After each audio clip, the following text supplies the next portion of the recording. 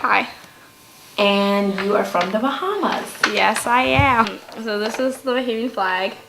Black represents the African heritage of the Bahamas, as we're of African descent. Yellow represents the sand and the sun. And the aquamarine represents the ocean. In 1492, Christopher Columbus found the Bahamas. Not really, because there are already Arawaks there, but he found the Bahamas for Spain and the rest of the European world. And he took those Arawaks to Cuba and Jamaica, and there they were forced to find gold as slaves, but there really wasn't that much gold on those islands. And the Bahamas is really popular during the time when pirates were around. So like in school we learn about pirates like Anne Bonny and Mary Read and Calico Jack and Blackbeard. And we gained independence in 1973 from Britain. There's a name that we give white people in the Bahamas. I don't think it's a hostile or like that we're stereotyping or anything. It's called Conky Joes. What we eat and what we celebrate, I guess. There's Junk Canoe, which happens on New Year's Day and Boxing Day, and it's pretty much where people dress up in costumes. And there's a term called rush, which is kind of like dancing, and they rush down the street. So when we go out on Bay Street to celebrate Junk Canoe, we go in like full force and we give it everything we have, because we know that being Bahamian, like we wouldn't want to be another nationality. We love being Bahamian.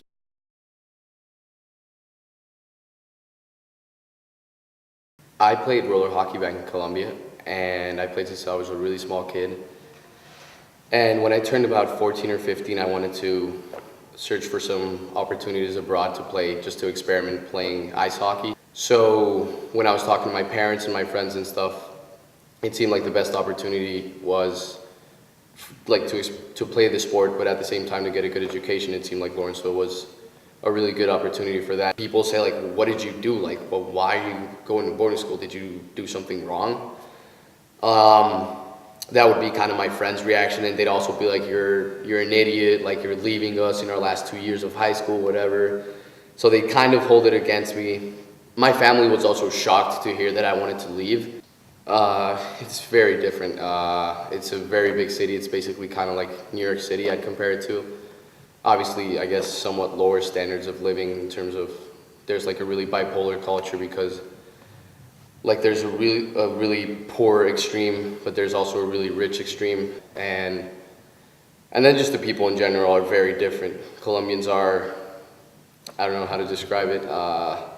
Colombians are really happy people. We're also a lot less future driven. We're a lot more like live in the present, enjoy the present a lot more than you see. I think from what I've seen here when I came here, a lot of Americans are just driven a lot for their first 18 years to try to get into college, and then once they get into college, graduate school, get a job, and married, etc. It just seems like a really monotonous life. I feel like Colombians, we try to search for different things and try to enjoy the present a lot more.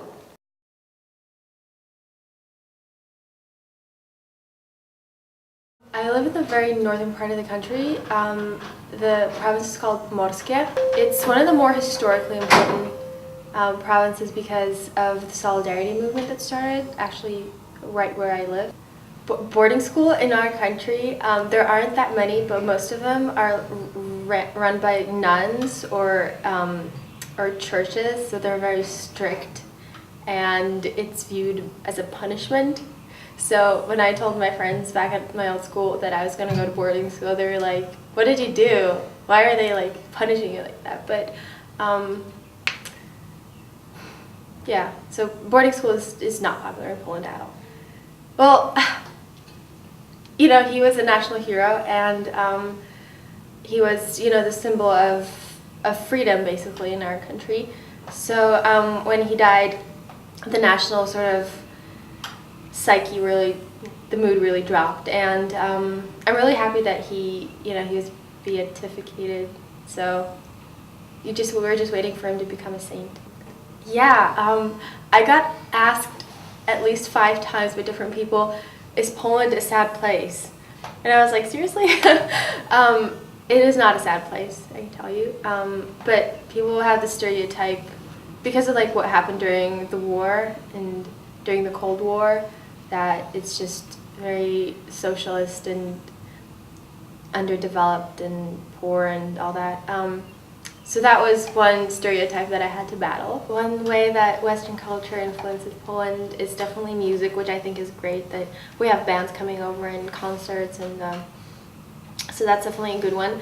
But I think one bad thing is the food culture with fast food and McDonald's and Burger King and all that. And not just because it's terribly unhealthy, but because they're taking jobs away from, you know, small communities and just building these huge malls with food courts and whatnot. So that's definitely one thing I think that is negative. But to me, Western culture equals progress, so I think it's good that we have a lot of, you know, influences. Do widzenia. All right. Like I'm Chinese. My family was kicked out of China during when the communists took over. We migrated in the 20s and then the 60s, and I consider myself 100% Thai. And I know my family definitely embraces China. They have businesses in China, but Thailand accepted us. The king accepted us, and 30% of the population is Chinese. In the 1940s, Thailand was an Axis power, allied with Japan and Germany, and so we were never actually occupied. We're never really taken by Japan. We were allied with Japan, and with Japan's approval and support, we fought a war against France and took over French Indochina, the colony, and but we had something called the Free Thai movement, where Thais relayed intel to the States, and also we never really declared war against the States because our ambassador refused to hand the declaration of war. While in London, we handed in the declaration of war to England. And so America, after 1945, Thailand didn't receive, like England wanted Thailand to be considered as Axis power, but America didn't consider that because of all the intel we gave America, so we were considered as an ally. And then after that, we continued to improve relations until the Vietnam War until the Korean War. Thailand sent thousands of troops and battleships to support American forces in Korea. And then later in Vietnam, obviously, Thailand is the site of all the military air bases that they used to attack Vietnam, and tens of thousands of troops we sent too. So, and then after that, we have supported America in nearly every war, including the Iraq War. And today there are numerous American bases in Thailand, American forces and stations. I think the U.S. influence, it has been decreasing for the last 20, 30 years at least, and that's due to China's rise, definitely. And America's strategy is to use Thailand, Philippines, Japan, and South Korea as a counter basis to stop Chinese expansion. But unless America can show us why it's better, why we are better off allied with them than China, then that will definitely hinder our relations. I live in Ho Chi Minh City, and that is not the capital, but that is basically the business capital. Even now in Hanoi, which is the capital of Vietnam, it's not supposed to be as exciting as Ho Chi Minh City, so it's actually good that I live there because there's more to do. So it's really nice to live in a place that's more slow-paced, and I guess in modern society it's really hard to find places like that anymore, so I really like that about it. It's like cleaner, there's no pollution. I mean, it's still dirty, but the air is fresher. But the thing with Vietnam though is that it's modernizing a lot recently, so then more and more people in Vietnam who are like native, they're starting to do things that Western people do. So there's a lot of fast food restaurants now, and people go to those places a lot. There are a lot more malls now, and I see a lot of Vietnamese people there when I go there as well. The culture is really different. In Vietnam, there's a lot of emphasis on respecting your elder. I don't think that's only Vietnam, but I think in many Asian countries it's that way. And so in America, I think that's a difference that I notice. One of the biggest differences is the way people, I guess, interact.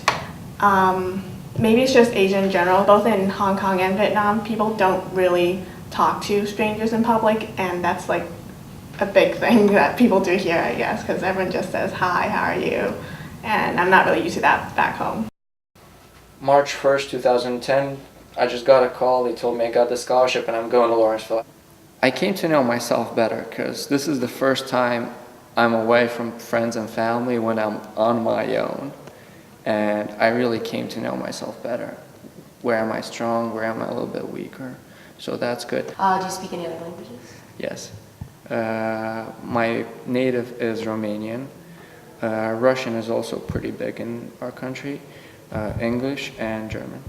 From 2001 to 2009, we had the main party which ruled was the Communist Party, but don't get confused by that. They're only communist in the name.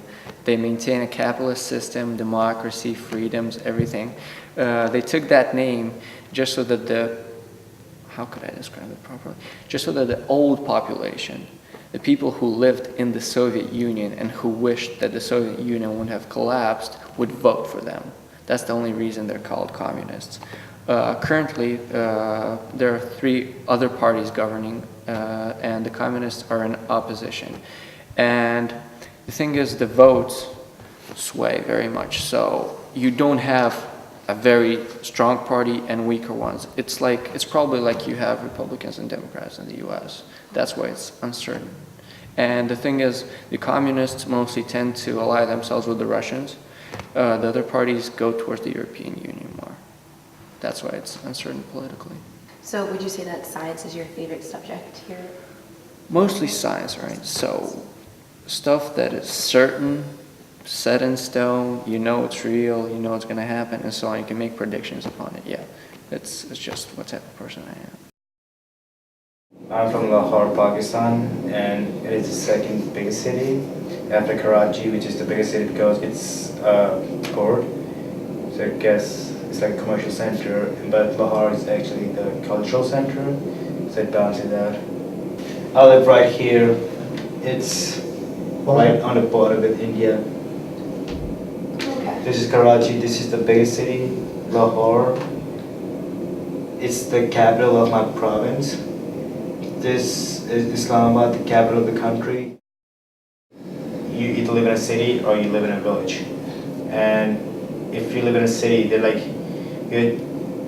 you are either like highly educated or you're the workforce. In villages, they're all workforce, like they're all farmers. We have Hindus and Christians and Sikhs. I mean, that's like the flag of Pakistan. The green part represents the Muslim majority, but the white part represents the religious minorities. And everyone in Pakistan, all Pakistani citizens have equal rights regardless of religion.